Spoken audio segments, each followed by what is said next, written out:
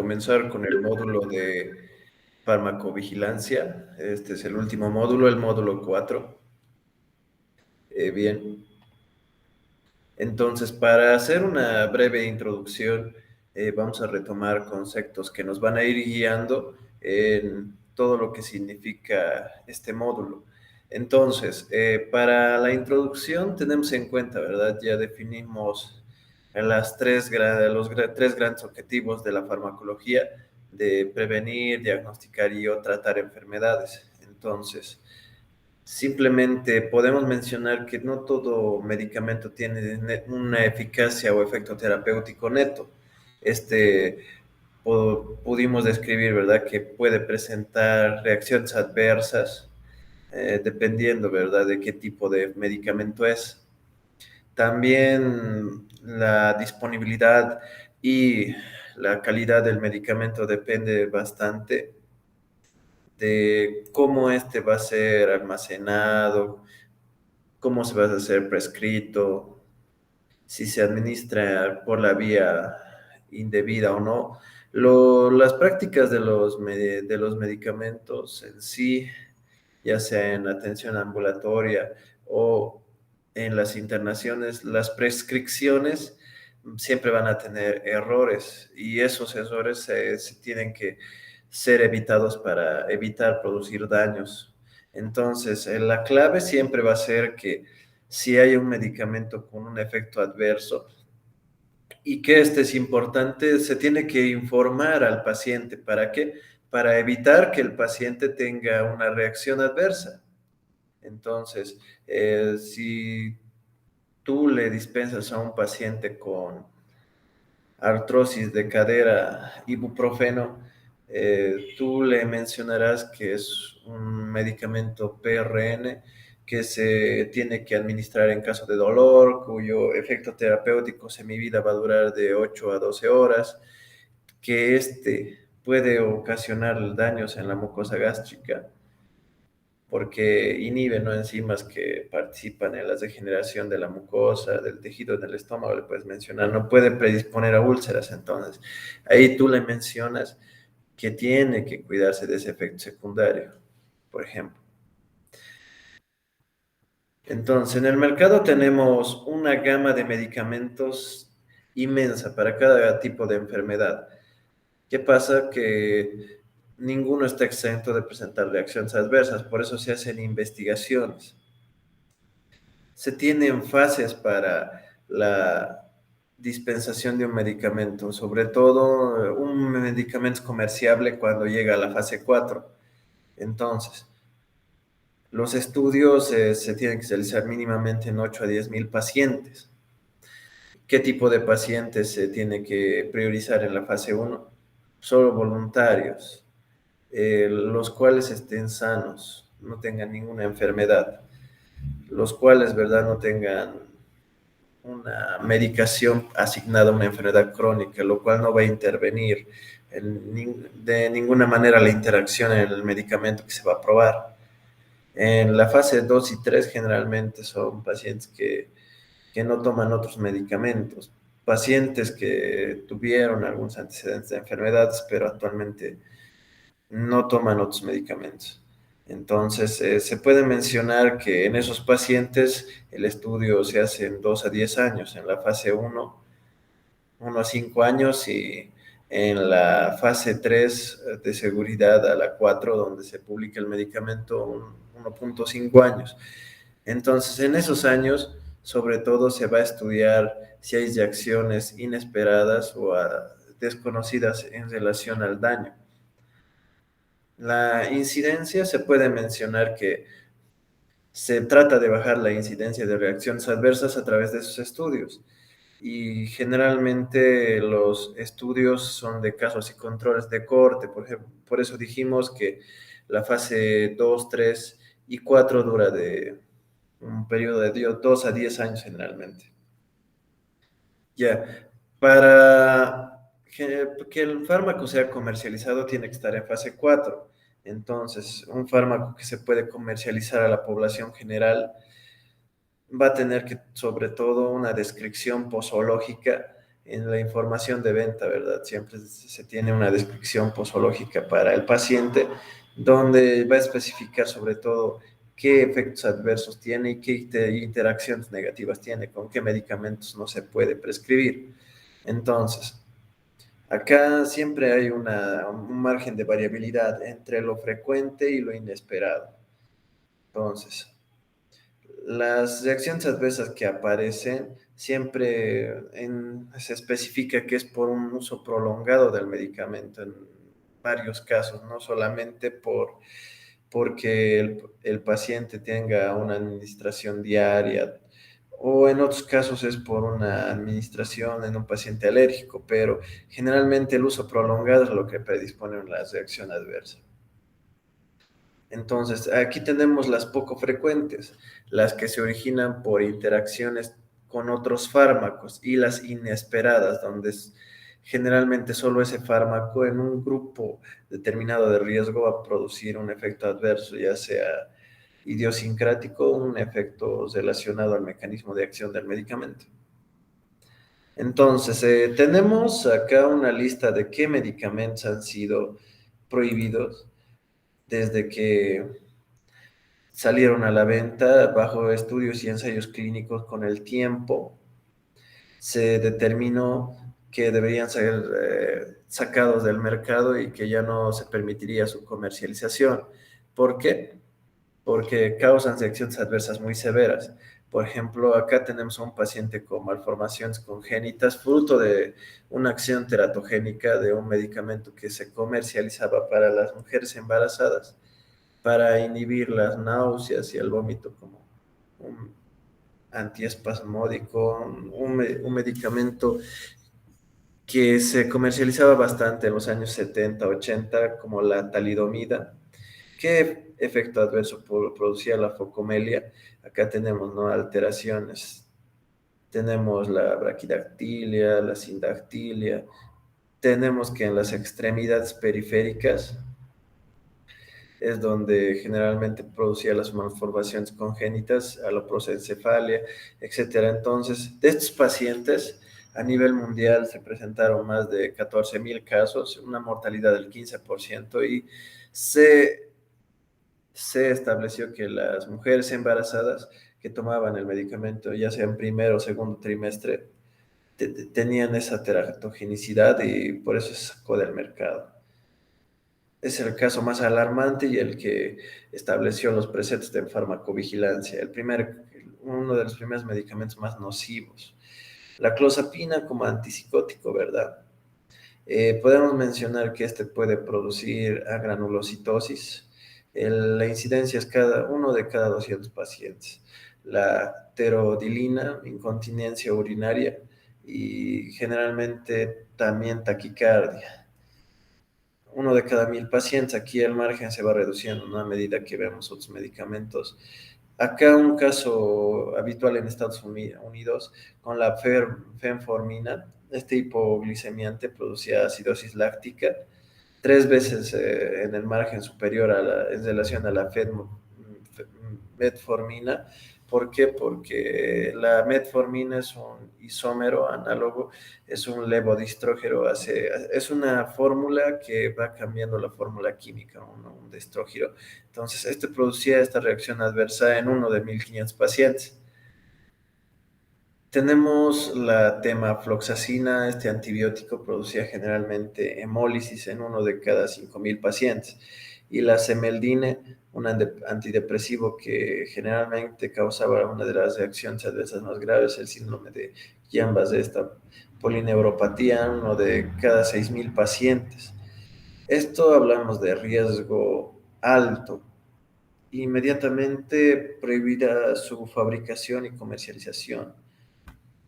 En riesgo muy bajo, no, prácticamente que se produce en un centenar a una milésima de todo caso, tenemos a la dipirona, ¿no?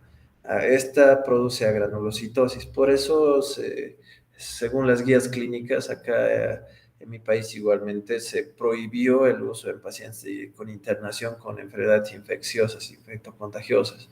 ¿Por qué? Porque agrava los cuadros clínicos y entonces, más que un beneficio terapéutico, es un efecto adverso no deseado. El Pirac, este generalmente como AINE no específico, ¿verdad? Ni COX-1 ni COX-2 les relacionó bastante con el choque anafiláctico. Su índice de incidencia, claro, como en la dipirona, uno de cada 70.000 pacientes, de cada 80.000, poseen estos efectos adversos, pero hay que tener cierta, ¿no?, cautela al usar estos medicamentos, aunque sean de riesgo bajo. Entonces, la definición de farmacovigilancia va a ser clara, como las actividades relacionadas a la detención, evaluación y comprensión para la prevención de efectos adversos de medicamentos o cualquier otra posible causa, ¿no?, o problemas relacionados con los medicamentos. Entonces, su alcance se va a ser relacionado principalmente a los dominios de reacciones adversas al medicamento, errores de medicación, medicamentos falsificados o de calidad inferior al subestándar, ¿verdad? Ya dijimos cuáles son los prohibidos, falta de efectividad de los medicamentos, uso indebido y abuso de medicamentos, ¿no? Las patologías de adicción y dependencia. ¿Cuáles medicamentos son los que mayormente la producen? No tenemos ahí a los antipsicóticos, por ejemplo, ¿verdad? La interacción entre medicamentos y elementos de toxicología. ¿Qué resistencia y posibilidad de envenenamiento va a tener el paciente? Entonces, hay fallas en tres pilares en la medicación, sobre todo, según farmacovigilancia. Fallas terapéuticas, ¿qué pasa? Acá hay una falla en la calidad de la medicación. Por ejemplo, no podemos recetar un medicamento a infradosis, o sea, eso es una neta falla terapéutica en la calidad de nuestro régimen terapéutico, nuestra calidad de prescripción. ¿Por qué no podemos dar un medicamento, metformina, no podemos darlo 400 miligramos a un paciente que ya tiene historial de descompensaciones, incluso, ¿verdad?, con una dosis de metformina, dosis máxima, más de 2.000 miligramos? En ese caso, si pensamos que es un paciente debutante, nos revisamos de su historial clínico, podemos cometer errores de calidad, más que todo fallas de la calidad de prescripción, fallas terapéuticas en la efectividad. ¿Qué pasa acá? ¿Qué pasa si nosotros en una enfermedad viral eh, hacemos una prescripción de un medicamento antibiótico? Entonces, en esas rinofaringitis, por ejemplo, si nosotros, en vez de administrar un antiinflamatorio como ser el ibuprofeno o el paracetamol en solución jarabe, nosotros administramos antibióticos directamente, amoxicilina, entre otros, entonces vamos a tener un fallo terapéutico por efectividad, no vamos a encontrar el mecanismo de acción adecuado para la enfermedad. Y en las reacciones adversas, en la seguridad, ahí mencionamos, en, en los pacientes no podemos administrar medicamentos que ya están prohibidos por la FDA. El ejemplo más clásico, no la dipirona. En los ambientes hospitalarios y internación tenemos que prever esa seguridad en la farmacología, estar actualizados en qué lista de medicamentos no están normativos y por qué efecto adverso o complicación no le están. Ya, en los objetivos generales, ¿verdad?, de la farmacovigilancia, tenemos que velar el cuidado y la seguridad de los pacientes. Esto para que podamos tener un uso del medicamento más racional y de acuerdo a la intervención médica. Tenemos que mejorar sobre todo aspectos en seguridad y salud pública para el uso de medicamentos. Cada hospital tiene que tener su normativa de uso de medicamentos no, con reacciones adversas peligrosas en caso necesario, bajo nota médica de autorización o nota médica de riesgo-beneficio, generalmente acá como la llamamos. Detectar los problemas relacionados con el uso de medicamentos y comunicar esos hallazgos de manera oportuna. Entonces, si nosotros detectamos que hay un efecto adverso, en un medicamento tenemos que hacer una notificación inmediata. Hay que contribuir, ¿verdad?, a la evaluación de, sobre todo, beneficios, daños, efectividad, qué riesgo causa el medicamento. Solo así se va a poder prevenir daños y maximizar todos los beneficios de los medicamentos. Hay que usar siempre el medicamento de forma segura, racional y eficaz. Todo no según el precepto también de función del costo, si es atención privada, lo que ya hablamos previamente en el módulo 2 de uso racional de medicamentos. Hay que promover la comprensión, la educación, entrenamiento clínico en la materia de farmacovigilancia y su efectiva comunicación al público. Entonces, precepto de educación y promoción de salud.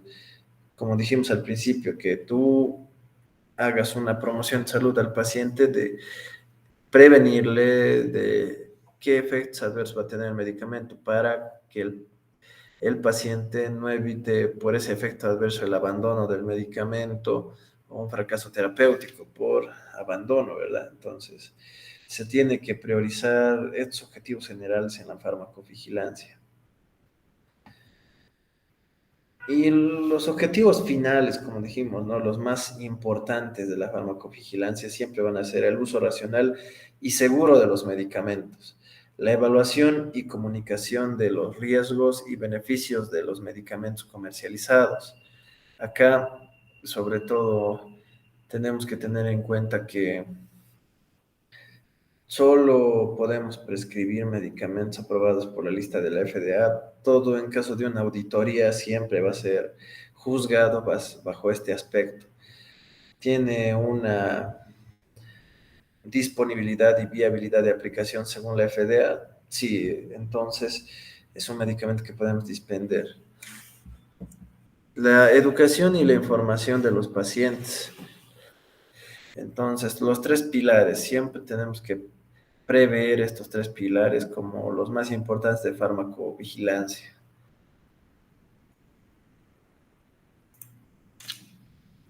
La finalidad, entonces, nosotros tenemos que detectar de forma temprana si el paciente puede presentar reacciones adversas e interacciones desconocidas, ¿no?, en este momento. Por eso, una finalidad de detección temprana en la internación de los pacientes, siempre pedimos una prueba de sensibilidad en caso de iniciar un régimen de antibiótico terapia.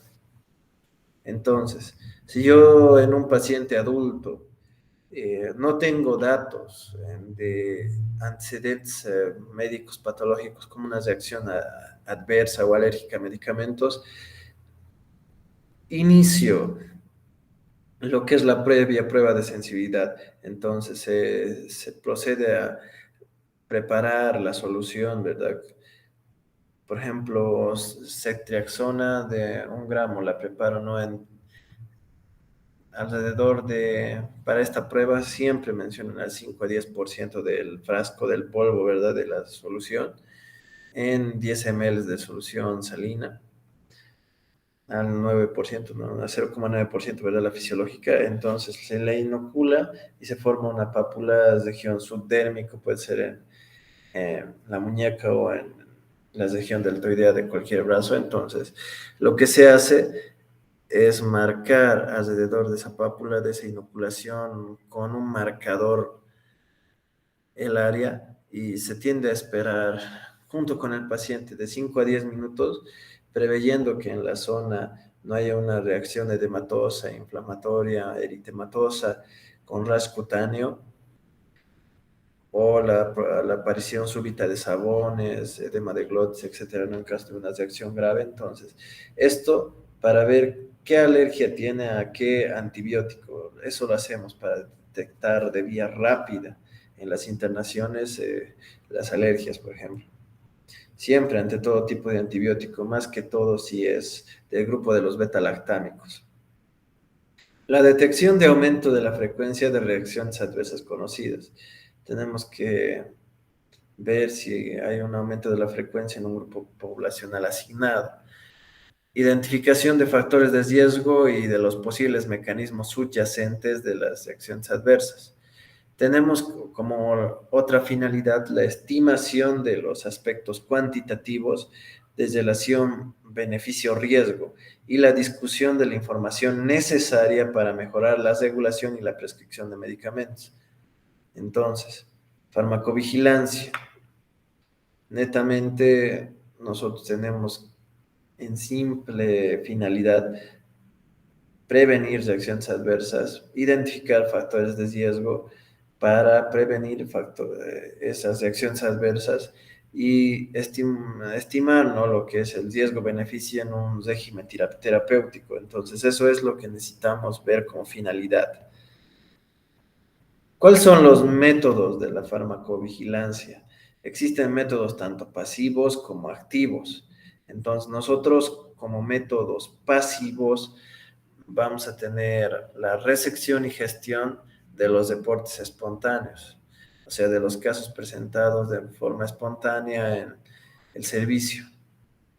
Esto para dar un sustento temprano en el de alerta para la detección de reacciones adversas inesperadas.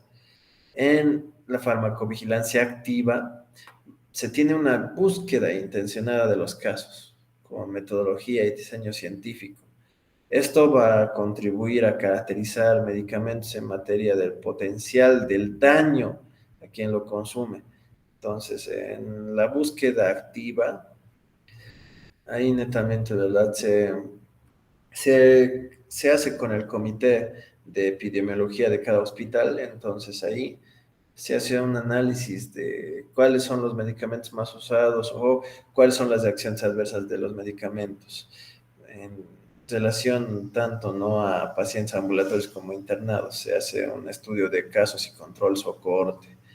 Generalmente el cohorte mínimo es de 3 a 5 años y se establece qué medicamentos tienen que evitarse en la práctica diaria, en este caso de la activa.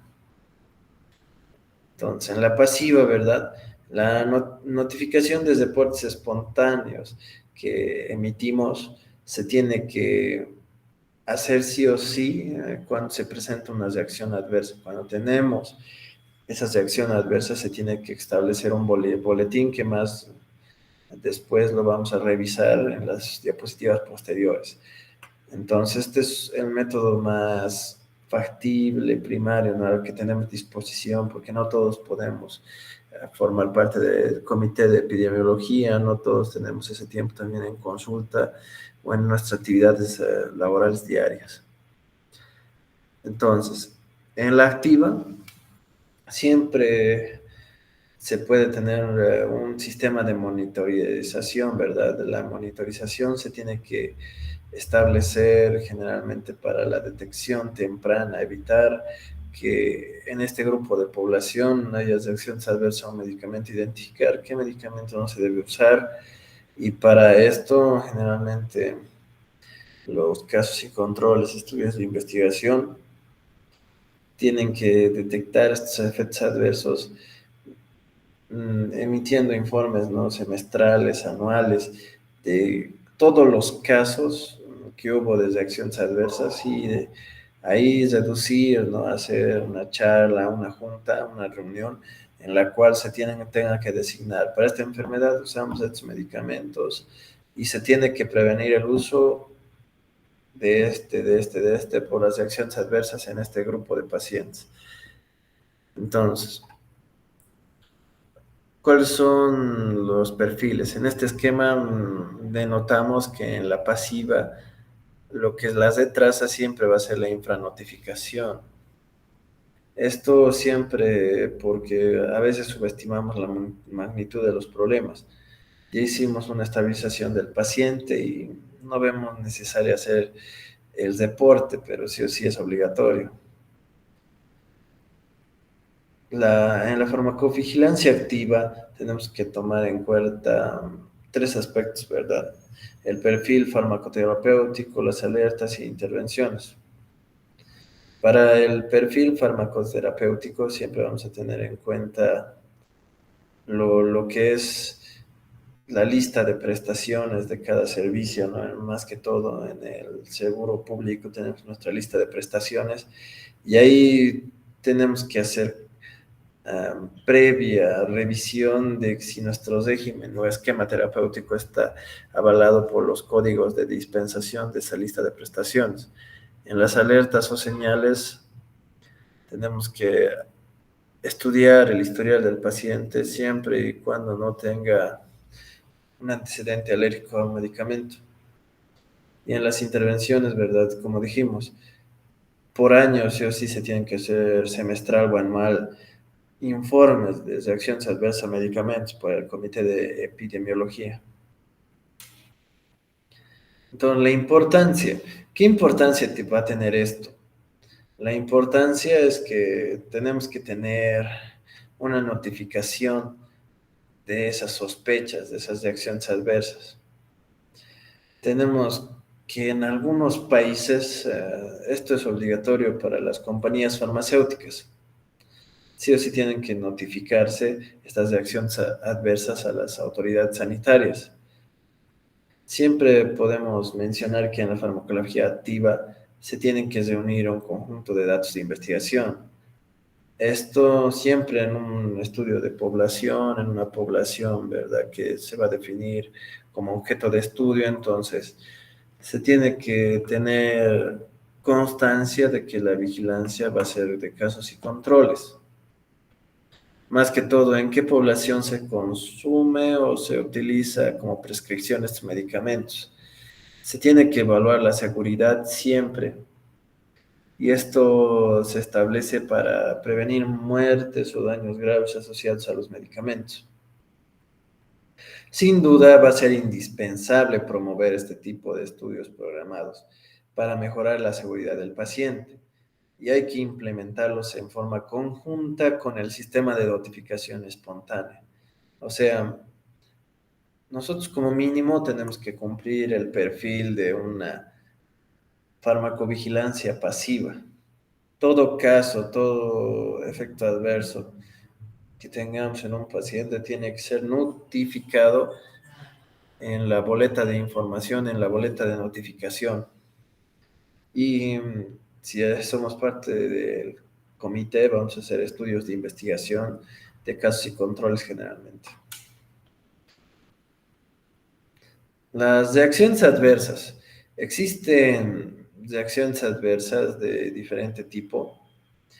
Podemos establecer que estas son respuestas nocivas y no deseadas de un fármaco, ¿verdad? Que ocurren a dosis normalmente usadas. Esto podemos decir tanto en profilaxis, diagnóstico y tratamiento, ¿verdad? O por la modificación de funciones fisiológicas. ¿Quién hizo parte de este concepto? Siempre, ¿no? La Organización de Salud World Technical. En su reporte 498 en el año 1971 estableció este concepto que es clave para entender qué es lo que significa una reacción adversa. Entonces, nosotros acá, fuera de la reacción adversa, tenemos otros términos que se utilizan en farmacovigilancia. Tenemos lo que significa un efecto colateral, un secundario y un acontecimiento adverso. Obviamente, lo que nos interesa a nosotros es el efecto secundario. Entonces, un efecto colateral, ¿no? Vamos a mencionar que es un efecto no intencionado que se produce con dosis normales y que está relacionado con la actividad farmacológica de dicho medicamento. Entonces, un efecto colateral, digamos, ¿verdad?, de un medicamento, en todo caso, que forma parte de los anticolinérgicos o los fármacos adrenérgicos, tenemos que en el cuerpo humano tenemos receptores tanto adrenérgicos como muscarínicos, y se tiene en cuenta que hay diferentes tipos de medicamentos que van a tener una acción mixta. En este caso podemos investigar acerca de la IECA. Los IECAs más usados, ¿verdad? Enalapril, el captopril. En este caso, por ejemplo, tienen una acción mínima, aunque en todo caso no inhiban la enzima convertidora de angiotensina. Tienen una acción mínima en los receptores, por ejemplo, alfa-1 adrenérgicos, y en este caso, qué va a pasar?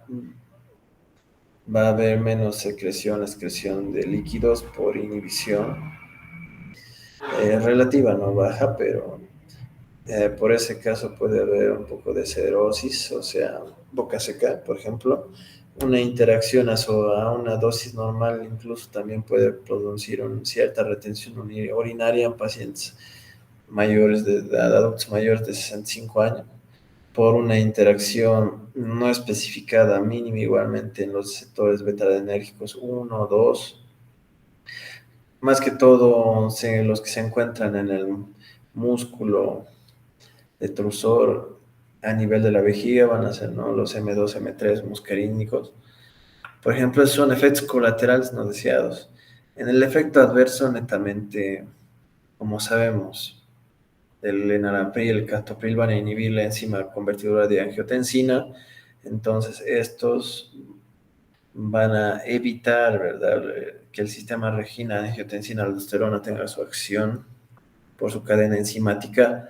Entonces, si va a inhibir la aparición, ¿verdad?, de angiotensina 2, por esta vía podemos decir que esta enzima igualmente es necesaria para un metabolismo enzimático también de productos como la bradicinina. Y en este caso, si no hay la degradación, ¿verdad? O sea, hay un acúmulo, entonces la bradicinina a dosis altas, ¿no?, concentraciones plasmáticas altas, va a producir la tos, por ejemplo, ¿no?, en este caso, que eso podemos definirlo ya como un efecto secundario, ¿no?, porque constituye una consecuencia eventual de la acción del fármaco. Acá el enalapril netamente inhibe la YECA.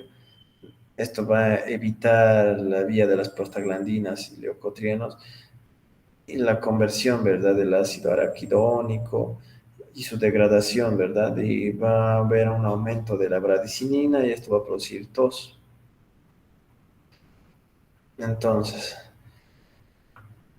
ahí tenemos un ejemplo, ¿verdad?, de que el efecto farmacológico de un medicamento está netamente relacionado con su efecto adverso o efecto secundario, ¿verdad? Su acontecimiento adverso, en el cual este suceso es netamente desafortunado y puede presentarse durante el tiempo del tratamiento con un medicamento, pero no tiene que ser necesariamente una relación netamente causal al medicamento.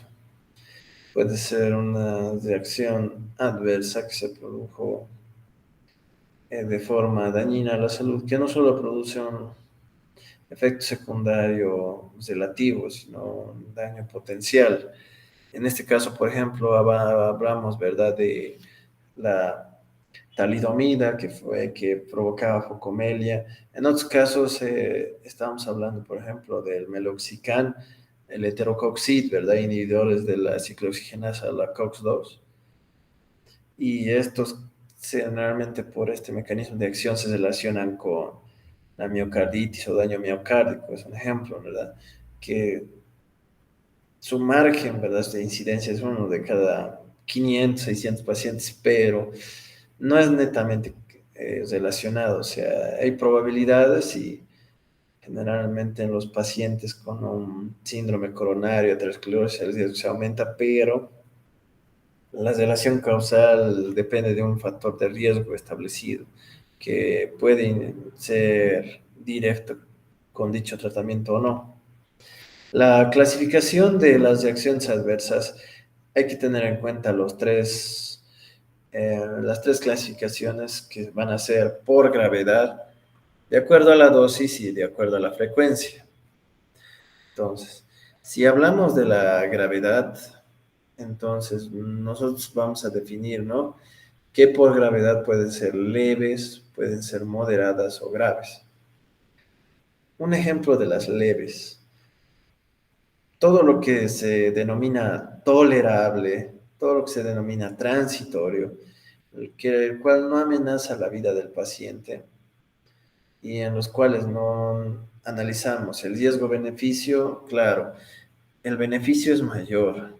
Logramos logramos en este caso, por ejemplo, de los antihipertensivos como las IECAS, ¿verdad? Logramos un efecto terapéutico en relación a los grados de la hipertensión. Si el paciente tenía grado de hipertensión grado 1, 2, logramos descender los niveles de presión arterial sistólica, diastólica con este medicamento. Sí. ¿Cuál es el efecto secundario más frecuente por su uso en el April? Tenemos la tos. Entonces, el riesgo-beneficio, podemos decir que netamente es bueno. Entonces, en este caso, nosotros vamos a analizar que se van a desaparecer los efectos adversos de manera espontánea, sin necesidad de medicación, ¿no? O antídotos por intoxicación, etcétera. Son medicamentos que tienen esos efectos secundarios leves. Las moderadas, claramente, a estas van a ser intolerables. Estas reacciones sí o sí necesitan suspenderse en el medicamento. Eventualmente estas, para que no se agraven, van a requerir una terapia, ¿no? De interacción farmacológica antagonista o una interacción que evite los daños progresivos, ¿verdad? Entonces, por ejemplo, acá los AINES, ¿no? Nuestro ejemplo más clásico, varias veces ya lo dijimos, tanto el ibuprofeno como el diclofenaco, como otros eh, analgésicos derivados, ¿no? Generalmente de un grupo farmacológico que no tiene acción esteroidea, pero sí tiene una acción que inhibe la COX-1 o la COX-2, va a estar relacionado con una acción que va a disminuir bastante la producción de prostaglandinas. Entonces, por esa vía enzimática, lo más peligroso es causar tanto daño gástrico, no úlcera péptica, ya sea gástrica o duodenal, o un daño renal, una tubulopatía intersticial. Pero ahí mencionamos, ¿no?, que sí o sí es necesario, por ejemplo, en un paciente que ya tuvo, por ejemplo, ya hicimos ese caso de la artrosis de cadera, tuvo una toma crónica un mes, 2 meses, hasta el año. Con el tiempo presentó, ¿verdad?, melena, dolor abdominal tipo punzante o cólico, después, ¿no?, de la toma de los medicamentos, dispepsia. Tenemos índices de sospecha y hacemos un estudio de Yakult para estudio de sangre oculta en heces, o tenemos, ¿no?, la peroxidación, oxidación con alcohol en el tracto retal, ¿verdad?, de materia fecal que fue obtenida como muestra. Entonces, tenemos la generación de esa reacción enzimática de peroxidación y oxidación con agua oxigenada, la generación de cierta cantidad de burbujas, ¿no?, como se debería, ¿no?, llamar, o reacción de saponificación variable. Entonces, hacemos un estudio, ¿verdad?, de hematocrito, el hemograma, relacionamos que el paciente tiene ciertos grados de anemia, precisamos por ese antecedente de AINES una endoscopía y revelamos, ¿verdad?, en la endoscopía, según en qué tipo de clasificación de Jones tiene la ubicación, ¿verdad?, de esa úlcera péptica, y relacionamos que esta es necesariamente debido a la toma de AINES más específico. En este caso, el que más se usa en estos casos es el ibuprofeno y el diclofenaco, a veces incluso, ¿no?, en fórmulas que las combinan, como acá tenemos la fórmula del Novadol, que combina 75 miligramos de diclofenaco con 400 de ibuprofeno, por ejemplo.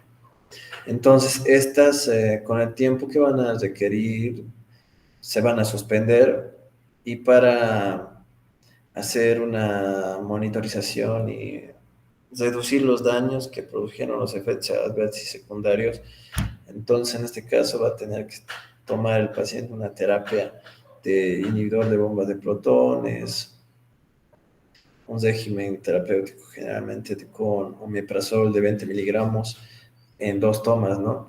O pantoprazol en una toma de 40 miligramos para gastropatía erosiva por AINES, se tiene que extender de 1 mes a 2 meses, ¿no? Hasta 8 semanas. Y luego netamente usar, ¿no? Antiulcerosos de segunda línea como el sucralfato o succinilcilato de bismuto para hacer una cobertura de esas úlceras. En ese caso es un regenerador epitelial coloidal, es una sustancia que se adhiere a las úlceras y va a evitar el contacto con el ácido clorhídrico, ¿verdad? Que en este caso, si es una herida ulcerativa, eso podría disminuir el daño bastante. Un ejemplo, ¿no? De un efecto adverso moderado y que tenemos que tomar en cuenta. En los graves, claramente podemos hablar, ¿no? De qué es lo que compromete la vida del paciente, qué es lo que le puede generar incapacidad o muerte y va a requerir una hospitalización. Un ejemplo clásico, los antimonios pentavalentes. Otro ejemplo, ¿no? Ya dimos el ejemplo de la talidomida que produce cocomelia. Otro ejemplo sería, ¿verdad? Uno grave que puede producir incapacidad o muerte sería medicamento como el enalapril, que no se puede dosificar para tratar la preeclampsia en el embarazo. Y cuando se hizo, se estableció que por ejemplo, sí, igualmente va a producir teratogenicidad, va a producir agenesia renal. Entonces, podemos decir que son reacciones graves que si bien van a producir efectos en el feto, en este caso también pueden ocasionar su muerte, un retraso de crecimiento uterino, un parto complicado vía cesárea, etcétera, ¿no? Entre otros son los fármacos experimentales, los cuales también pueden causar estos efectos graves en un grupo determinado de pacientes. Por ejemplo, cuando se empezó a usar rituximab, ese inhibidor monoclonal, ese anticuerpo que inhibe la acción de los linfocitos BSD20, al inicio se estableció que se podría tratar lupus escleromatoso sistémico, artritis reumatoide, varias enfermedades autoinmunes, y en el caso de lupus con el fase de ensayo 1 y fase 2 de la elaboración y estudio de los medicamentos, se determinó que no se podía utilizar o con restricción porque se aumentaba el depósito de inmunocomplejos en LES, pero en la artritis reumatoide no había ese efecto, que no es su vía fisiopatológica, ¿verdad?, de la enfermedad. Por eso, por ejemplo, en ese caso, siempre se hacen estudios y a la venta no salió el medicamento y no hubo mayores reacciones adversas, no se utilizó en el LES y se evitó esa gravedad mortal. Dependientes de dosis, ¿no? Ya vimos gravedad, ahora tenemos que hablar de las dosis. Entonces, si es una dosis dependiente, vamos a hablar que es la más común. En estos casos, la frecuencia y la gravedad de las reacciones son directamente proporcionales a la dosis que se va a administrar.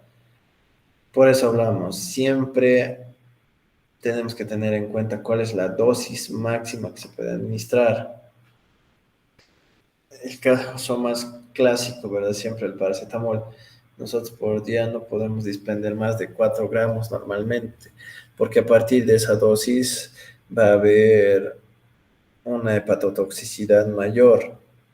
Entonces, si nosotros conocemos cuál es la dosis máxima de los medicamentos, no vamos a tener esta reacción adversa dependiente de la dosis, no va a haber ningún problema. También en el caso, ¿verdad?, en el losartán, el valsartán y el candesartán, no podemos sobrepasar una dosis diaria de mayor a 300 miligramos, porque en todo caso puede producir hipotensión, puede producir un proceso acelerado de estenosis de la arteria renal podemos producir una nefropatía tubulointersticial. Entonces, cuando uno conoce la dosis máxima, tiene que prever no administrar ese medicamento. Si su eficacia terapéutica disminuye, no solo administrar el medicamento mayor dosis, hay que evaluar si el medicamento con el tiempo de uso crónico ya tuvo reacciones adversas en el paciente y evaluar el riesgo-beneficio. ¿Es necesario continuar con este medicamento? Cambiamos otro. Por eso siempre la dosis siempre va a establecerse a un paciente y se tiene que regular con el margen de riesgo-beneficio. El riesgo es mucho, hay muchos efectos adversos que se pueden presentar por la dosis, que voy a ir aumentando al usar una dosis máxima, sí. Entonces, este paciente tiene que cambiar de régimen. Otra, ¿no? Igual dijimos la dosis independiente. Esta es una de las menos comunes y simplemente por un factor de incremento de susceptibilidad del paciente. En ese caso siempre hablamos, ¿verdad?, de los pacientes con alergia a los betalactámicos. Siempre hay pacientes alérgicos a la amoxicilina, pacientes alérgicos a la ceftriaxona, la cefotaxima, no tanto cefalosporines de primera, segunda, tercera generación. Entonces, independientemente de la dosis, ¿no? Si es solo una dosis la cual se va a administrar, el efecto adverso se va a producir de inmediato. Por eso, si se administra de vía intravenosa, esos pacientes, por ejemplo, tienen hipersensibilidad mediada por inmunoglobulina E. Este caso puede ser mortal. Entonces, el caso más notorio de las dosis independientes, que con una o dos administraciones ya son mortales, en ese caso, alergia a los antibióticos. Entonces, en las características de dosis dependiente o independiente en este esquema didáctico, podemos definir que la naturaleza de las respuestas, ¿no?, en dosis dependiente es cuantitativa y en la independiente es cualitativa. El efecto predecible claramente. En la dosis dependiente siempre nos mencionan la concentración máxima que va a tener el medicamento y cuál es la dosis máxima. En la dosis independiente no se puede. Y en la presencia de disfunción hepática o renal, la dosis dependiente claramente va a tener una toxicidad a cierta dosis, ¿verdad?, que dijimos superior a la máxima. Y la dosis independiente, generalmente esta no se va a afectar. La prevención, siempre se va a tener una individualización de la dosis, o sea, hay que definir bien la dosis de cada medicamento. En el caso de que el paciente sea polifarmacéutico, tenga varios medicamentos, hay que establecer bien las diferencias de qué medicamento se tiene que tomar a cada hora para evitar una sobredosificación, que el paciente se automedique más dosis de la habitual. En la dosis independiente, obviamente que no es posible, excepto en el caso, ¿verdad?, de los antibióticos, que previa internación, siempre si se administra vía intravenosa, previa prueba de sensibilidad y ya está, no hay problemas. Tratamiento, claramente hay que ajustar la dosis en la dosis dependiente. En la dosis independiente hay que discontinuar el medicamento. Si el paciente tiene que ser internado, es alérgico a la ceftriaxona. Bien, este paciente tiene una infección urinaria alta y necesita un medicamento antibiótico terapéutico no bactericida. Entonces, podemos utilizar dependiente del resultado del urocultivo o dependiente del resultado, ¿no?, del examen general de orina, si es de predominio bacteriano, si presuponemos que es una causa de qué bacteria, si es la positiva o la negativa, etcétera, ¿no? Entonces ahí podemos seleccionar otra alternativa. ¿Por qué no un macrólido? ¿Por qué no una quinolona? Podemos hacer la moxifloxacina, una quinolona urinaria útil, ya sea para gram negativos anaerobios. Entonces, es el caso, tenemos que hacer un reemplazo, pero tratar la enfermedad. La mortalidad, usualmente la dosis dependiente sí es baja, porque con el tiempo se denota qué está causando ¿qué está causando, verdad, ese efecto adverso? Un ejemplo clínico que lo he vivido, un paciente con enfermedad del seno coronario, ¿verdad? Que presentaba arritmias constantes, presentaba taquicardia auricular, presentaba en algunos casos taquicardia ventricular monomórfica, polimórfica. En este caso, eh, se le daba amiodarona, ¿verdad? Un antiarrítmico clase 3C. Entonces, este generalmente, con el paso de los años, 5 años tras el diagnóstico de ese paciente de 56 años, presentó una internación por hepatotoxicidad, ¿no? Hepatitis farmacológica. Se veía que el perfil de transaminasas, el GTO, GPT no estaba aumentado, ¿no? Era un margen viral por 10 a 15 veces, estaba un margen de 3 a 4 veces. Se estableció que no había una relación a causa autoinmune, ya sea no por los anticuerpos LMSK1 o 2. Entonces, si se estableció que no era causa de una infección, no era no era una causa autoinmune, se hizo un estudio de perfil lipídico para descartar esteatosis hepática, ¿no? De grado 3, descompensada tampoco, tenía márgenes normales sin presentar dislipidemia. Entonces, ¿a qué pasamos, no? ¿Qué medicamentos son los causantes? Hay alguno que tenga daño directo al hígado que se esté tomando crónicamente y sí, amiodarona en ese caso. Entonces se pudo prevenir una toxicidad mayor y el paciente se dio de alta en una semana y esto se descubrió en el tercer día de tratamiento. Algo útil de estudiar a los pacientes de manera integral. La dosis independiente usualmente es alta, ¿no? Si en ese paciente no se hizo una previa prueba de sensibilidad, obviamente hay un riesgo alto de que fallezca, en el caso, por ejemplo, de los antibióticos. Un edema de glotis, choque anafiláctico y falleció el paciente. Y en la frecuencia, ¿no? ¿Cuándo decimos que una reacción adversa es común o es rara? Muy común, ¿no? Si se presenta en más de un caso en cada 10 pacientes. Común si se presenta uno de cada 100 o menos de uno cada 10, ¿no? No común, uno de cada 1000 o menor a uno de cada 100. Rara, en ese caso, no, uno de cada 10.000, uno de cada 1000, menor a uno de cada 1000, ¿no? En ese caso mencionamos el ejemplo, por ejemplo, de la dipirona que causa granulocitosis en un coeficiente de 10 elevado a la 4, ¿no?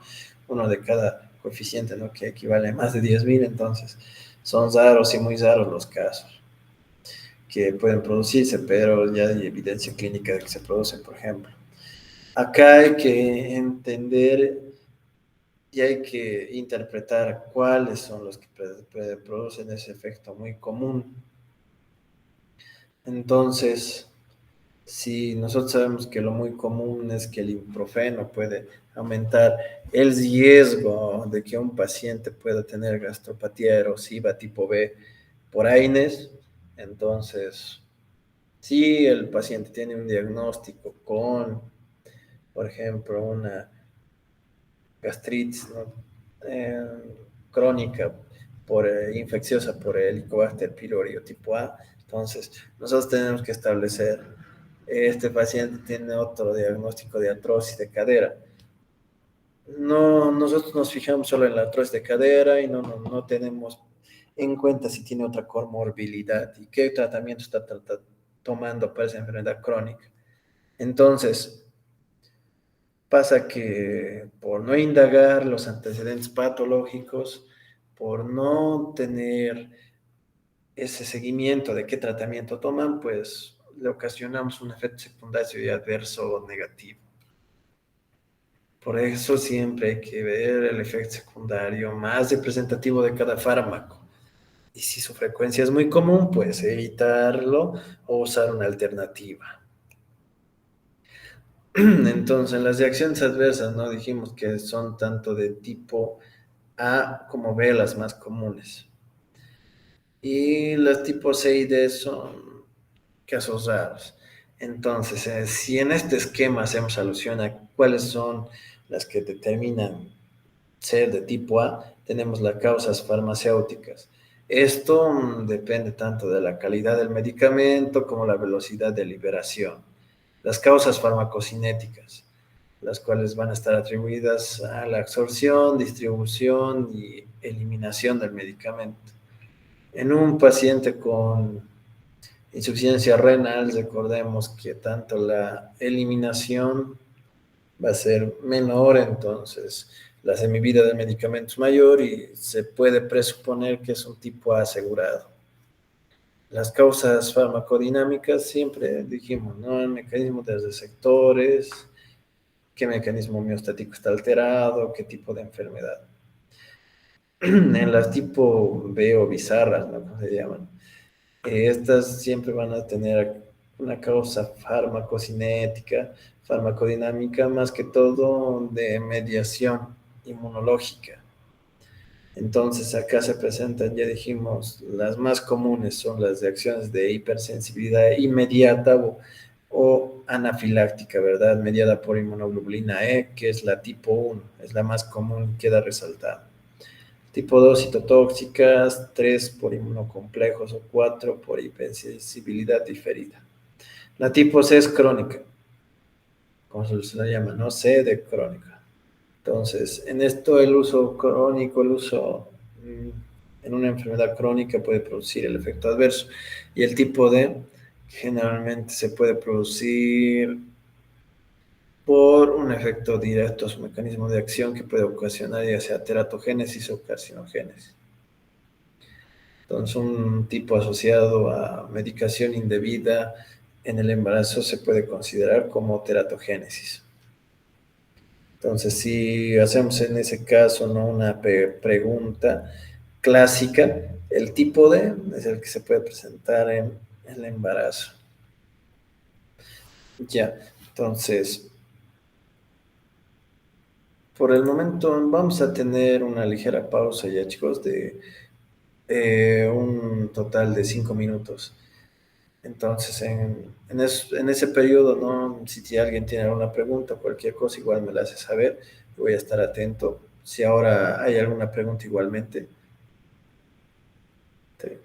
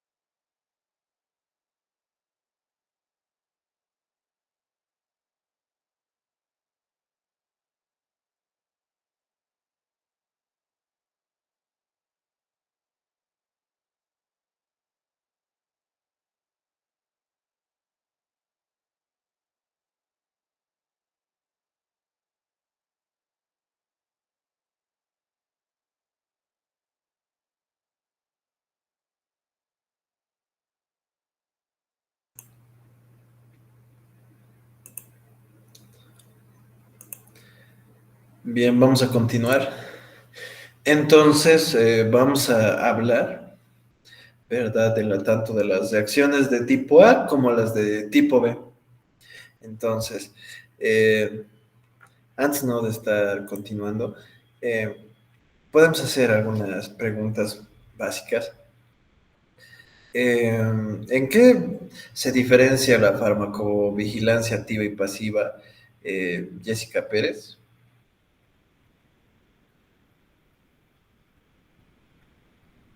Está. Andrea Morales, la misma pregunta.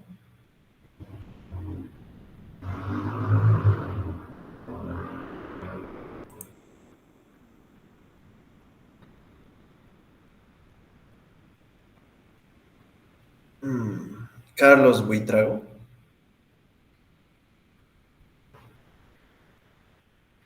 Bien, eso lo hay que repasar y con antelación hay que definirlo, ¿verdad? La pasiva es una notificación espontánea y la activa es como una notificación que se debe producir con unos estudios, ¿verdad? Clínicos, ya sea de casos controles corte, que se hacen en el comité de epidemiología, ¿verdad?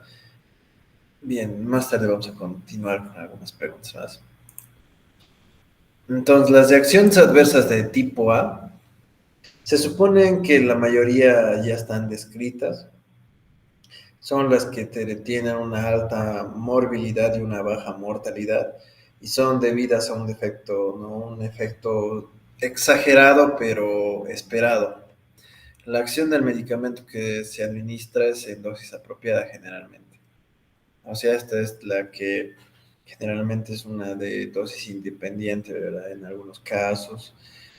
Entonces, sus características hay que mencionar bien que la hipoglicemia que está causada por ejemplo, ¿no? Por antidiabéticos orales o la insulina, o la hemorragia digestiva por antiinflamatorios o anticoagulantes. En ese caso, ¿verdad? La hipoglicemia, muchas veces nosotros no hacemos una buena capacitación o instrucción de aplicación, ¿verdad? De insulina subcutánea por las unidades internacionales, entonces generalmente, si el paciente no tiene claro cómo tiene que administrársela, hace una administración errónea. Digamos que en vez de administrarse 10 unidades o 0,1 ml, se administra como 50. Entonces, el paciente puede presentar una hipoglicemia grave y esto puede generar una internación. En la hemorragia digestiva, también, ¿no? Dijimos, el uso de antiinflamatorios o anticoagulantes es negativo. Son dependientes, ¿no? De la cantidad del fármaco administrado. Generalmente se reducen estas reacciones adversas si reducimos la dosis. Entonces, estas reacciones de tipo A, de las más vistas, son estas, un ejemplo, ¿verdad? Y siempre podemos mencionar que tienen una baja mortalidad. Has de saltar y que estas son las que más se han descrito. Y las de tipo B, ¿verdad? Son reacciones no esperadas. Entonces, si las tipo A son reacciones esperadas, de baja mortalidad, las de tipo B son no esperadas. Y este tipo generalmente se atribuyen a una mortalidad un poco elevada. Por ejemplo, si administramos ciertos tipos de anestésicos, hay una complicación, un efecto secundario bastante inusual. Uno de cada 10.000 pacientes lo presenta la hipertermia maligna. Y también se puede presentar como un ejemplo, ¿verdad?, de acciones anafilácticas a cierto grupo de antibióticos. Dentro de las causas de las reacciones de tipo B siempre van a destacar las causas alérgicas. Entonces, si hablamos de tipo B, es un sinónimo de alérgico. Y también un caso, ¿no?, bastante inesperado, que más que todo se produce en el campo de la anestesia. Ya hablamos de la hipertermia maligna. Bien, entonces las reacciones de tipo B netamente, ¿no? También tienen que tener otras características, dependiendo, ¿no? De cómo se describe el cuadro clínico de la alergia. Entonces, suele aparecer con retraso tras la primera exposición, o sea, después de la primera exposición no es inmediata, puede pasar un tiempo, ¿no? De ventana. Si el estado alérgico se ha establecido, generalmente se lleva a cabo de un minuto, ¿no? Después de la primera administración siempre se van a llevar a cabo en un tiempo bien corto, como un minuto. En el caso de una nueva administración se utiliza, ¿no? El precepto de que uno ya sabe de que va a ser una reacción mayor, que puede llegar hasta un choque anafiláctico.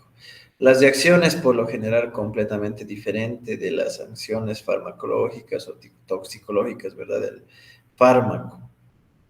La reacción adversa que es de característica alérgica es parecida a una reacción alérgica, ¿no? Entonces, en este caso siempre se van a relacionar con la eosinofilia, la urticaria. Y el fármaco debe actuar como un acteno en la formación de complejos macromoleculares que pueden provocar la reacción alérgica. Entonces, la palabra acteno se hace relación, ¿verdad?, a un conglomerado macromolecular que tiene características antigénicas en pacientes susceptibles o con hipersensibilidad al mismo, ¿no? Ya sea pacientes que tengan una hipersensibilidad tipo IG o ya sean pacientes, ¿verdad?, con atopia o otras enfermedades autoinmunes como, ¿no?, ya sean asma, artritis reumatoide. Entonces, generalmente el medicamento actúa como este acteno, es lo que podemos mencionar, resaltar, y genera esa reacción antigénica por esa formación de complejos macromoleculares. Entonces, lo correcto sería decir que si hay un medicamento que está causando esta reacción adversa de tipo B, actúa como un acteno. La notificación, ¿verdad? Siempre es la comunicación de sospechas.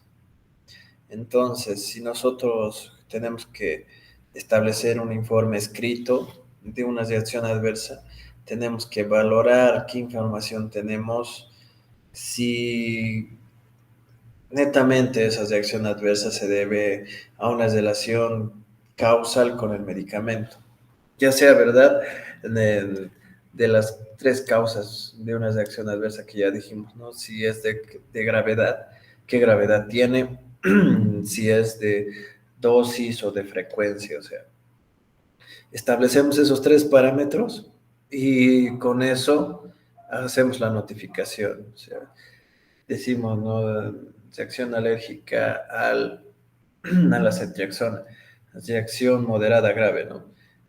Decimos dosis, ¿no? Independiente de la dosis de acción alérgica de tipo B, ¿no? Y en la frecuencia, frecuencia, frecuencia habitual en su grupo familiar, pacientes con atopia, historial de alergias, ¿no? Por ejemplo, así lo podemos clasificar en una notificación básica. Entonces, si evaluamos cada notificación, tenemos que tener en cuenta diversos criterios. Acá los hacemos en forma de preguntas y vamos a asimilarlo así de manera más congruente. Si existe una explicación alternativa a la reacción observada, siempre tenemos que discernir y diferenciar. ¿Es una alergia por el fármaco o es una alergia por el alimento? Siempre eso, ¿no? Si es por vía oral la administración, ¿es el medicamento o es una alergia alimentaria? De lo más común, ¿no?, que causa un efecto clínico pronto, igualmente que simula varias veces por vía oral, es la alergia, por ejemplo, a la proteína de la leche de la vaca, ¿verdad?, la lactoalbúmina. En ese caso, el paciente igualmente va a presentar el gas cutáneo, la presencia de sabones, edemas, ¿verdad?, reacciones exantemáticas pruriginosas, y va a presentar un cuadro de deposiciones líquidas, ¿verdad? Un cuadro de diarrea 3 a 5 veces en frecuencia por cada hora, pues son casos graves. Entonces, sí hay que hacer una comparativa y dilucidar, por ejemplo, en la vía oral. Ahora, en la vía intravenosa, obviamente que a veces se administran varios medicamentos a la vez, y entonces también se tiene que investigar. ¿Se administraron los medicamentos no citados en la tarjeta de notificación, sí o no? Hay que hacerse esa pregunta. ¿El medicamento sí fue prescrito y tomado por el paciente? ¿Siguió las indicaciones? Eso es una pregunta básica. Si el paciente había tomado anteriormente este medicamento u otro, ¿qué efectos tuvo eso? ¿Qué información adicional se ha podido obtener de las primeras notificaciones? O sea, si hay previas notificaciones, nos relataban que ya tenía episodios con este medicamento o no. ¿Qué detalles no fueron indicados en la notificación inicial? Por ejemplo, dosis, duración de tratamiento, indicación del fármaco. Entonces, básicamente estos son los tres datos que nos ayudan a discernir rápidamente una reacción adversa en la notificación. Más que todo, ¿qué indicación tenía el fármaco? ¿Qué dosis era la habitual? Y la duración del tratamiento. Tenemos estos tres datos y ya tenemos todo lo que necesitamos para una notificación de correcta redacción. ¿Cuántos casos han sido notificados de esta nueva reacción? Al centro regional o al centro coordinador, ¿verdad? Que se remite esto, generalmente UXALA en España. Acá tenemos un caso que vamos a ir viendo, ¿no? Acá generalmente, si hacemos la pesquisa de qué datos de sospecha son los que necesitamos, tenemos que hacer la fecha, ¿verdad? Del término de la reacción adversa y la duración de la misma.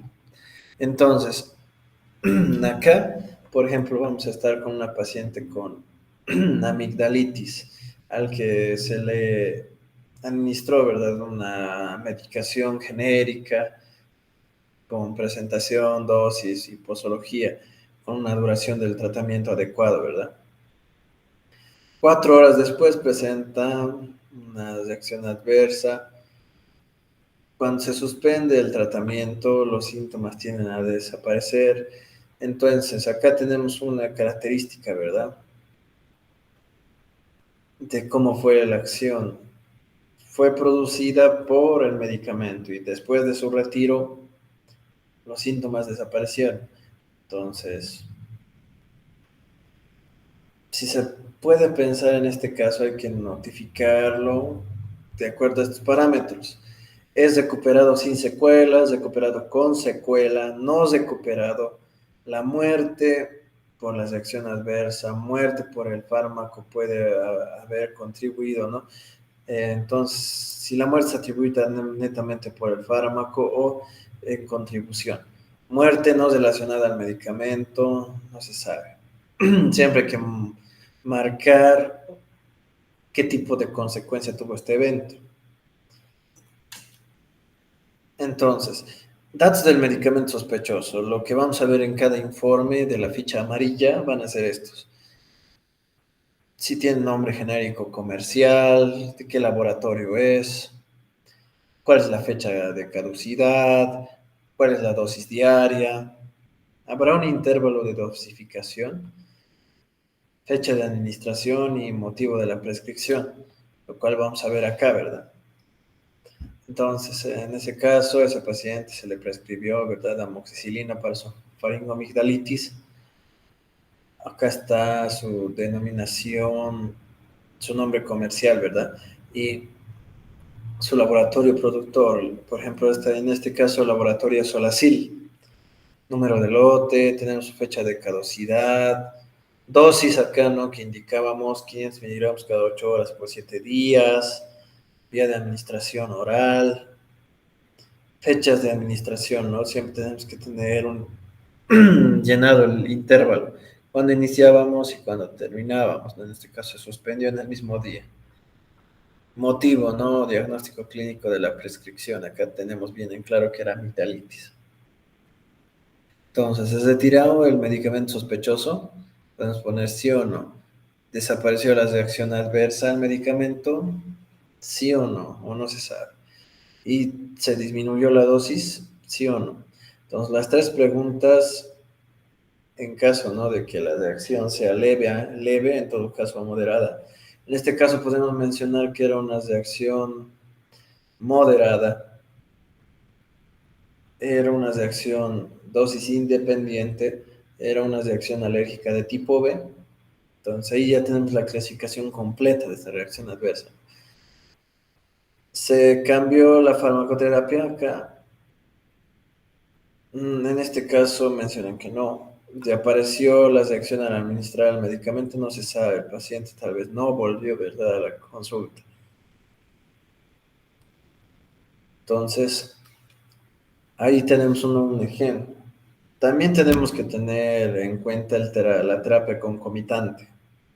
¿Para qué? Para ver si como dijimos, no tuvo una interacción farmacológica negativa. En este caso, son datos claves, pero cortos, ¿no? Aquí es una línea resumida donde básicamente siempre vamos a resaltar el nombre genérico comercial, la dosis diaria, ¿no? La vía de administración, cuándo inició, cuánto, cuándo va a terminar y el motivo de la prescripción. En la historia clínica siempre lo importante cuando hacemos estas notificaciones van a ser los antecedentes. Si tuvo algún diagnóstico, qué embarazo, cirugía previa, qué datos de laboratorio tiene en el presente mes de la consulta, etcétera, ¿no? Y más que todo, si hay un diagnóstico reciente. En este caso, esta paciente está con diagnóstico de hipertensión arterial de reciente diagnóstico, que no tiene tratamiento. Acá vamos a ver otro caso clínico y en este caso vamos a tratar, ¿no?, de hacer un análisis más profundo y usar algoritmos que nos van a servir para, en nuestra práctica clínica diaria, definir lo que necesitamos establecer en un efecto adverso, una reacción médica del medicamento, ¿verdad? Ya entonces, en las reacciones adversas vamos a empezar en este caso clínico. Esta paciente femenina de 46 años tiene un síndrome de intestino irritable. ¿Con qué se le va a tratar? Con Tegaserot de 6 miligramos, 2 veces al día vía oral. ¿Por qué? Porque en estos pacientes se presenta, ¿verdad?, un cuadro clínico de inflamación a nivel intestinal crónico. Se presenta generalmente un cuadro variable, ¿verdad?, de peristalsis que puede ser aumentada o reducida. Y en este caso, por este control inadecuado, ¿verdad?, del sistema nervioso enteral, generalmente, en la patología de la enfermedad se refiere, que se necesitan, ¿no?, medicamentos anticolinérgicos, generalmente muscarínicos, M1, M2, que inhiban, ¿verdad?, lo que es la peristalsis aumentada o la hiperperistalsis de esta enfermedad. Entonces, por eso se le prescribe este medicamento anticolinérgico, antimuscarínico. Entonces, posteriormente decimos que como reacción adversa, pese a todo, ¿no?, pese a la toma del medicamento, el paciente siguió y presentó como una reacción adversa, un agravamiento del cuadro de la diarrea. Entonces vamos a administrarle otro medicamento, un antidiarreico. De los más usados es la loperamida, 4 miligramos. Cuando se revierte la reacción adversa a los medicamentos, ¿no? Entonces, la paciente hipertensa aparte está tomando como dato clínico valsartán, 80 miligramos al día.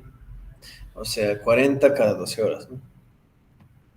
Entonces, el nombre del paciente en este caso, Cristina Pérez, su estatura, 1,54, su peso, 52,5 kilogramos, su fecha de nacimiento, el 15 de febrero de 1980. ¿Qué nombre comercial tiene el medicamento? CELMAT. ¿De qué línea o productor es? ¿Cuál es su fecha de caducidad? Fechas de administración, ¿verdad? Y fechas de RAN. Entonces, se tiene que tener en cuenta del medicamento el nombre comercial, el laboratorio, qué fecha de caducidad tiene, cuándo se administró y fecha de la RAN. Acá tenemos el caso, ¿no?, de la paciente. Entonces, en este caso se le prescribió tegaserot, ¿no?, como un fármaco procinético que ayuda a controlar la hiperperistalsis en el síndrome de intestino irritable, ¿no?, por inhibición anticolinérgica muscarínica M2, M3. Entonces, en esta paciente se establece, ¿no?, un resumen clínico en la descripción del efecto adverso, paciente con diagnóstico con síndrome de intestino irritable, tratada con tegaserot 12 miligramos al día. Al cuarto día de tratamiento, la paciente presenta diarrea, por lo cual se suspende el tratamiento y se indica loperamida, logrando revertir la reacción adversa. Acá mencionamos qué diagnóstico tiene el paciente, cuánto estaba tomando el medicamento, qué reacción adversa específicamente tuvo, en este caso diarrea, qué se hizo, se suspendió, se no continuó y qué medidas se hizo. Se tuvo que tomar un medicamento, el efecto adverso tuvo una remisión sin medicamentos, todo eso ya especificado en una delgada, una redacción simple y con sintética. En las consecuencias del evento, ¿no? Recuperación con secuela o sin secuela, en este caso sin secuela, era una reacción que pudo conllevar una deshidratación, pero no más, no más secuelas. Entonces acá podemos ver, ¿verdad?, cómo se especificó el nombre del medicamento, ¿no?, todas las características que antes mencionábamos. Y netamente acá describimos, ¿no?, lo más importante. ¿Se retiró el medicamento? Sí. ¿Desapareció la reacción adversa cuando se suspendió? Sí, pero paulatinamente, ¿no? ¿Disminuyó la dosis? No. ¿Cambió de farmacoterapéutica? Sí, se prescribió loperamida, ¿verdad? Entonces, ¿cuál era la farmacología concomitante? Valsartán. ¿Cuándo se inició? ¿Está continuando? Sí. ¿Para qué era? Para la hipertensión. ¿Qué otros datos clínicos tenía de importancia este paciente? Bueno, se le prescribió valsartán después porque tiene hipertensión de reciente diagnóstico. Datos del médico, ¿verdad? Que su nombre, su teléfono. Más que todo esto es importante. Si se informó o no se informó en el periodo estipulado. Cuando hay pacientes que tienen reacciones adversas graves y no se hace esa notificación, entonces en la auditoría médica se puede establecer una negligencia o un caso de ética médica legal, ¿verdad?, que puede comprometer al médico. Por eso siempre se tiene que tener esta ficha reglamentada por la OMS, ¿verdad? Y se tiene que hacer este llenado correcto. ¿Y qué vamos a utilizar para cuantificar, según las guías clínicas de la OMS y la UO? Nosotros vamos a estandarizar el uso del sistema de Naranjo. Entonces, en el sistema de Naranjo, nosotros vamos a tener un cuestionario, ¿no?, que tiene un puntaje asignado a cada pregunta. Dependiendo, ¿no?, de qué pregunta, podemos tener un margen, ¿no? En este caso, el margen puede ir de 0 a 2, como en relación a lo positivo, ¿no?, y a lo negativo, generalmente de -1, no máximo. Entonces, En la evaluación clínica de la reacción adversa, nosotros cuando nos llega una reacción adversa, tenemos que empezar este cuestionario. Entonces, para la paciente vamos a hacer un desenlace, un desarrollo, ¿no? De cómo y vamos a hacer este sistema de preguntas, según el caso. Evidencias sobre las reacciones adversas en el caso de esta paciente. En esto podemos decir que hay estudios comparativos con relación a placebos, etcétera, donde el tegacerot se utilizó, digamos, en 2.198 pacientes. Eso no para su fase de comercialización, su fase 4. Durante ese periodo de 12 semanas, según menciona el estudio, la frecuencia de eventos adversos fue similar a los pacientes donde se recibió el tegacerol como versus el placebo, excepto por la diarrea.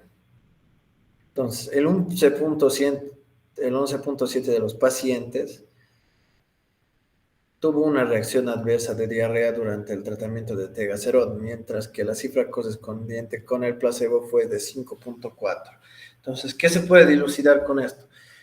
Claro, fuera de que sea un medicamento procinético que tiende a mejorar el control del sistema nervioso enteral, de la peristalsis por los receptores muscarínicos que son inhibidos, tiene como reacción adversa en un 11.7% de 2.000 pacientes el efecto adverso de producir, al contrario, ¿no? Una reacción adversa indeseada como la diarrea, ya sea dosis clínicas normales, superior al placebo, ¿no? Entonces, ¿puede producir diarrea? Sí.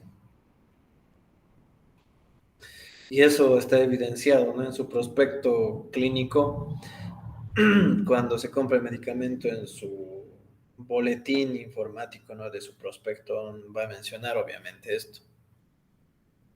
Entonces, según, según la primera pregunta, ¿existen notificaciones concluyentes sobre la reacción? Sí.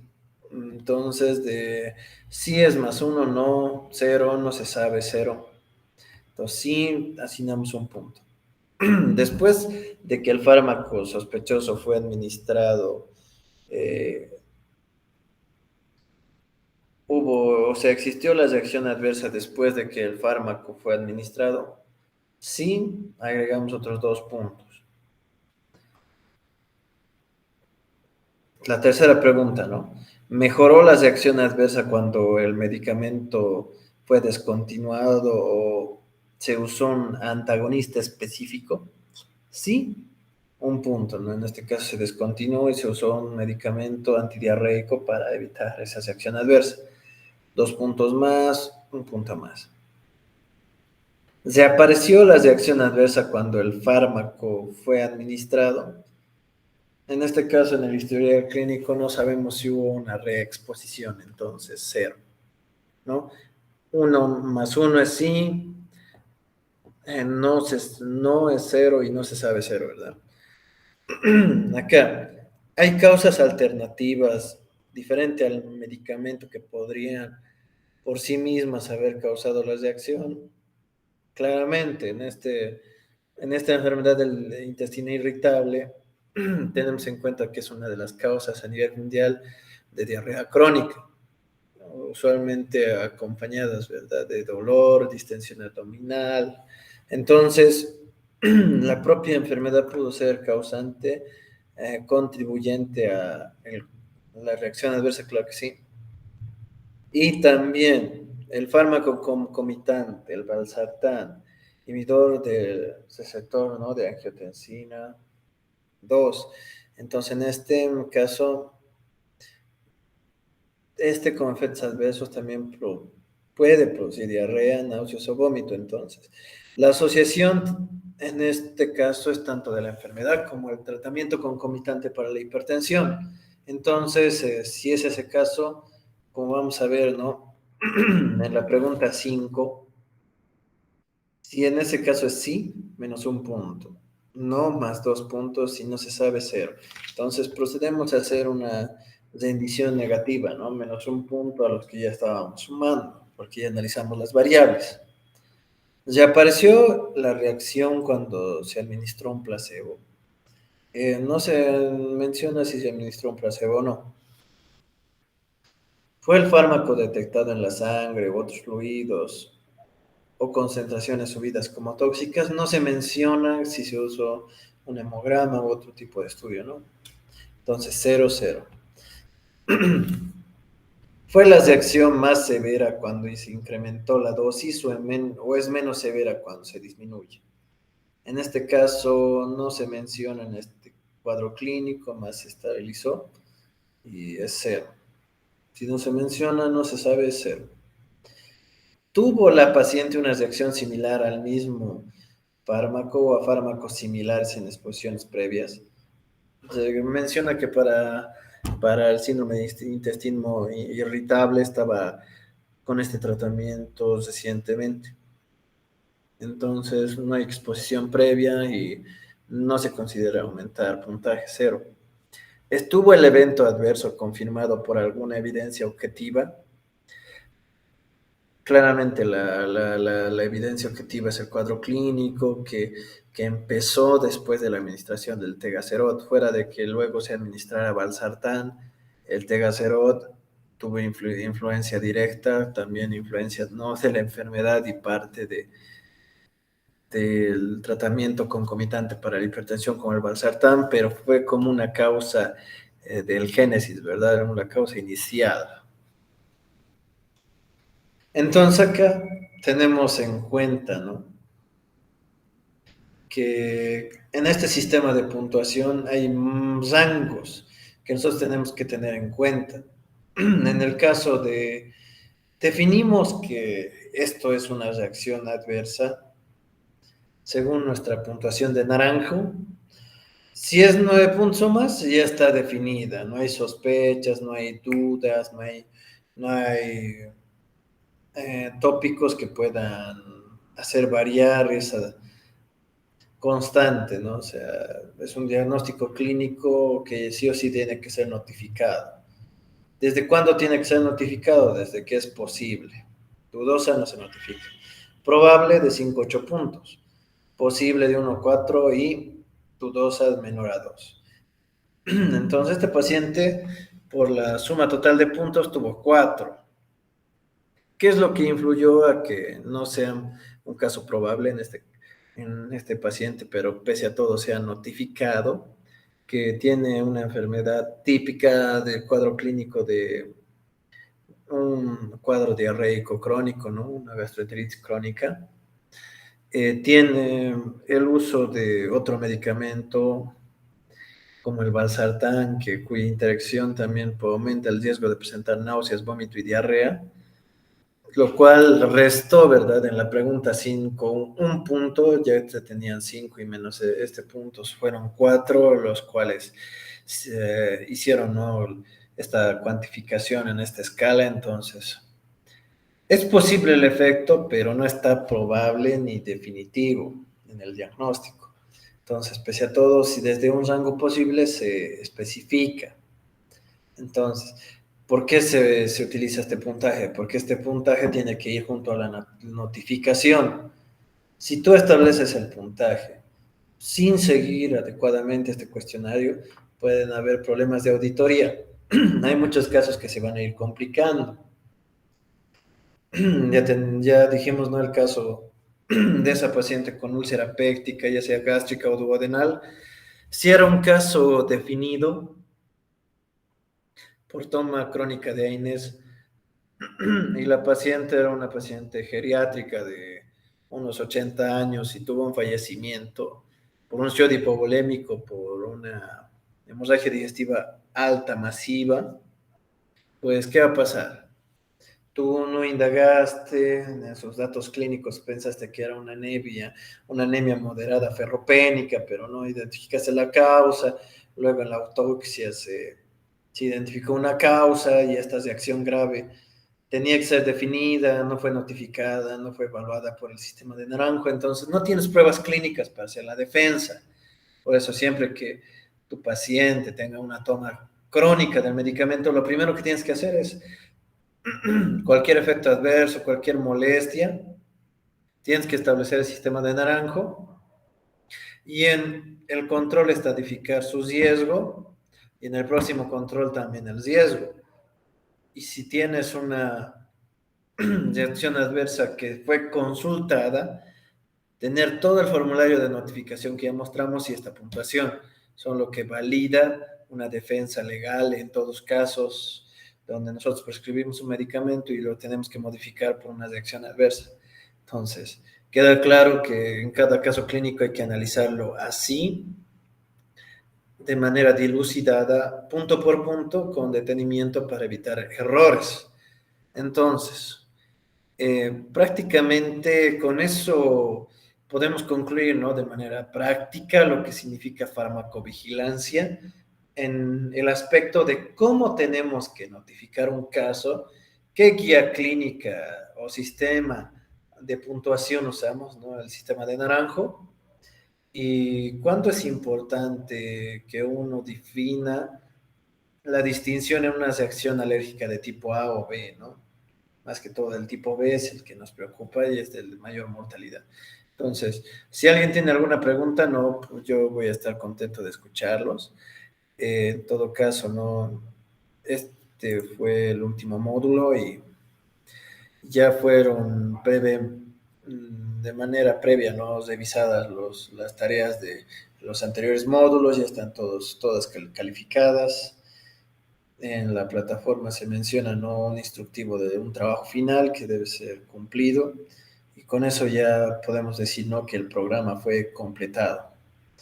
En todo caso, ¿no? Si tienen cualquier duda, cualquier pregunta del trabajo o si tienen cualquier pregunta, yo voy a estar abierto, ¿no? A consultarles por vía WhatsApp en cualquier momento y por el momento, ¿no? Si no hay dudas, podemos dar como finalizado, ¿no? Este diplomado.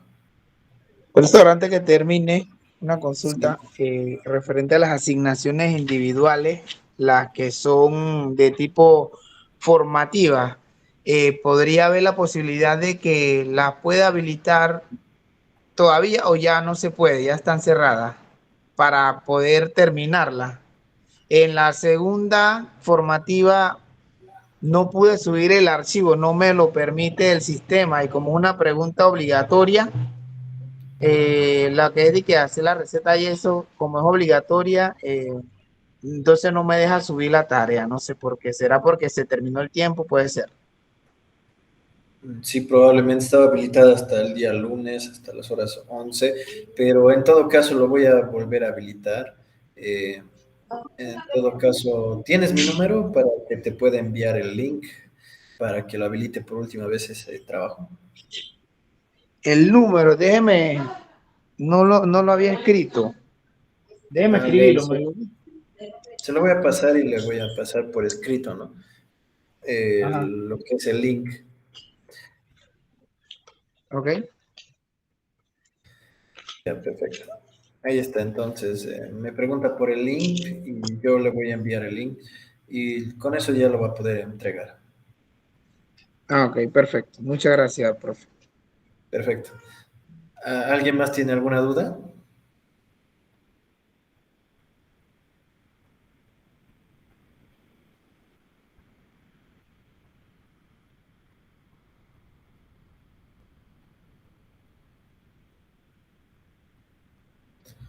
Bueno, ha sido un gusto, la verdad. Espero que la parte práctica no sea de utilidad, sobre todo en el sistema de notificación de reacciones adversas. También en la parte de la prescripción, utilización racional de medicamentos y sobre todo, ¿no? Elementos de farmacoeconomía para lograr los preceptos, ¿no? De un costo-beneficio asequible en un régimen terapéutico. Entonces, son preceptos que hay que repasar y hay que tener en cuenta si es que se tiene que ver un ejercicio profesional adecuado en relación a un régimen terapéutico, ¿no? Ya sea ambulatorio de internación. Entonces, son claves que se van a ir repasando y dominando con el tiempo y Siempre no va a estar el material ahí para un repaso y para un dominio, para evitar fallos terapéuticos, fracasos. Entonces, les agradezco su participación, les agradezco su presencia, ¿no?, en el curso, su asistencia. Entonces, damos por concluido.